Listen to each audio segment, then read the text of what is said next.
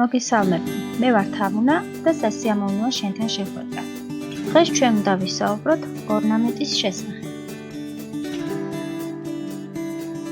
დღევანდელი ვიდეოდან გაიგებ თუ რა არის ორნამენტი, სად იყენებენ ორნამენტს, ან რამდენი სახის ორნამენტი არსებობს. და ვიდეოს დასასრულს შენ უკვე შეძლებ საკუთარი ხელით შექმნა შენთვის სასურველი ორნამენტი. ისურვებ წარმატებებს.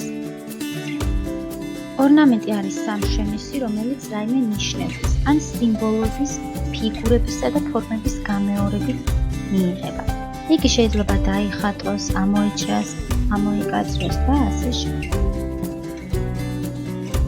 ახლა ვუპასუხოთ კითხვას, თუ სად იყენებენ ორნამენტს. ორნამენტები თვალამაზებთ შენობებს, საყოფაცხოვრებო ნივთებს.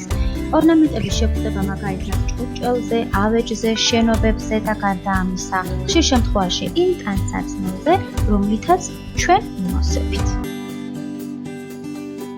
არსებობს რამდენიმე სახის ორნამენტი. მაგალითად გეომეტრიული ორნამენტი, სადაც ხაზები, წრეები და სხვა გეომეტრიული ფიგურებია გამოყენებული. მოდით შევადგინოთ გეომეტრიული ორნამენტი. ამისათვის გამოვიყენოთ გეომეტრიული ფიგურები და ოთხკუთხედი, სამკუთხედი და წრე. ასევე არსებობს სცენარეული ორნამენტი, სადაც გამოისახება ყვავილები, ფოთლები, ხეები, ბალახი და სხვა. ახლა შენ შეგიძლია შექმნა სცენარეული ორნამენტი, სადაც გამოიყენებ სხვადასხვა ფერის ფოთლებს, მაგალითად წითელს და ნარინჯის ფერს. შენმა ორნამენტმა შეიძლება მიიღოს ასეთი სახე. ორნამენტის შექმნისას გაითვალისწინე, რომ შენ მიერ შერჩეული ნიშნები ერთი და იმავე თანმიმდევრობით განალავ. ყურადღება მიაქცია შერჩეულ ფერებს და ზომებს. ისინი ერთი და იმავე თანმიმდევრობით გაიმეორე.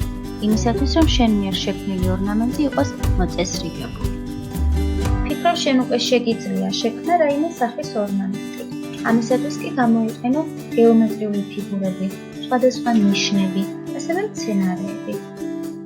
ისურვებ წარმატებებს. მომავალ შეხვედრამდე.